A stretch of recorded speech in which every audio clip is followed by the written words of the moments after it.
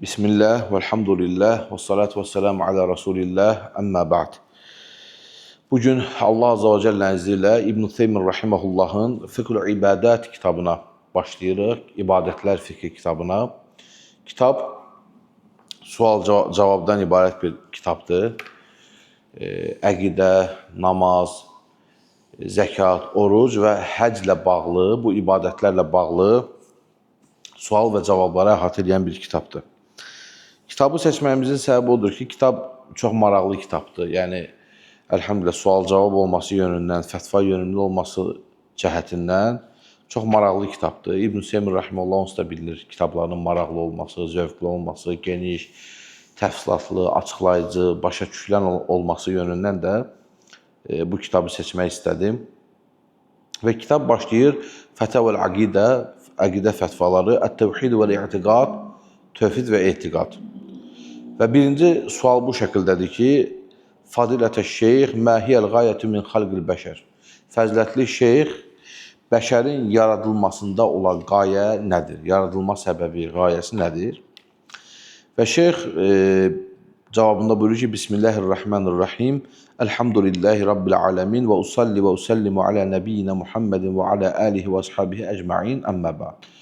Yəni, Bismillahirrahmanirrahim də başlayır, salat və salam Allaha həmd edir və salat və salam gətirdikdən sonra isə mövzuya qayıdır. Və şeyx mövzunun başlanğıcında Allah Azze ve Celle'nin izniyle hikmətdən danışır. Hələ qayəyə gedib girmədən öncə, insanların yaradılışında olan qayəyə gedib girmədən öncə, səbəbə gedib girmədən öncə bunun hikmətindən danışır. Və özü də vurğuluyur ki, bu məsələlərdə sual gələndə cavablamağı xoşladığım məsələ hikmətlə bağlıdır. Və bunu bu ayətlərlə dəliləndirir ki, İnnəlləhə kənə alimən həkimən, şübhəsiz ki, Allah Azze ve Celle hər şey biləndir, hikmət sahibidir. Və huvəl alimul hakim, o bilən, alim və hikmət sahibidir kimi ayətləri dəlil gətirir və burada yaradılışda bir hikmət olduğunu bildirir. Və bu hikmətdən danışarkən sonda buyurur ki, Lakin hədihil hikəm əlləti yətədəmmənühə hukmuhəl kəvniyyə və şər'i. Bu elə bir hikmətdir ki, bu kövnü və şəri hikməti özündə əhatə edir. Qad təkunu ma'lumətən lənə və qad təkunu məşğulən. Bəzən deyir, o bizə məlum olur o hikmətlər, bəzən isə məşğul olur. Və qad təkunu ma'lumətən li ba'din nəsi dunə ba'd. Və yaxud da insanların bəzisi üçün məlum olur, bəziləri üçünsə məşğul olur. Yəni, hikmətlər belədir. Hikmətlər bəzən hamıya məlumdur və ya bəzən hər kəsə məşğuldur, bəzən də elm sahibləri üçün, Allahın elm verdiyi, fiqh verdiyi insanlar üçün, fəqih etdiyi insanlar üçün aydın, məlum, digər insanlar üçün isə məşğuldur. Və sonra hikmət barədə ümumi danışdıqdan sonra deyir ki, İnnəllaha subhanahu və teala xalaqal cinnə vəl insə li hikmətin azimətin. Şübhəsiz ki, Allah Azze ve Celle cinləri və insanları əzəmətli bir hikmət üçün yaratmışdır. Və qayətin həmidə, təriflənən gözəl bir qayə üçün yaratmışdır. O da nədir? Vəhiyə ibadətuhu, yaratdıqlarının Allaha ibadət etməsidir. Necə Allah Azze ve Celle buyurur ki, Və mə xalaqtul cinnə vəl insə illə liyəbudun. Mən cinləri və insanları ancaq mənə ibadət etsinlər deyə yarattım. Zariyyət surəsi 56-cı ayət. Sonra şeyx buyurur, Müminun surəsi 115-ci ayət buyurur ki, Əfəhəsibtum ennəmə xalaqnakum əbəsə və ennəkum ileynə lə turcaun. Yoxsa siz əbəs yerə yaratıldığınızı və bizə qaytarılmayacağınızı mı zənn edirsiniz? Həmçinin Allah Azze ve Celle Qiyamət surəsi 36-cı ayədə buyurur ki, Əyəhsəbul insanu əyyutraka sudan. Yoxsa insan başıboş yaradıldığını mı zənn edir? İlə qayri zəlikə minəl əyəti dəllətə alə ənə lillahi teala hikmətən bəliğətən fi xalqil cinni vəl insi və hiyə ibadətuhu. Bu və bundan əlavə çox dəlillər vardır ki, onlar bizə Allah Azze ve Celle'nin insanları və cinləri hansı qayə üçün yaratdığını açıq şəkildə bizlərə bildirmişdir. Vəl-ibadətu hiyyət-təzəllül lillahi Azze ve Celle məhəbbətən və ta'zimən. İbadət isə Allah Azze ve Celle üçün zəlil olmaqdır. Nə demək? Yəni, Allahı sevərək, ona təzim edərək onun qarşısında əyilməkdir.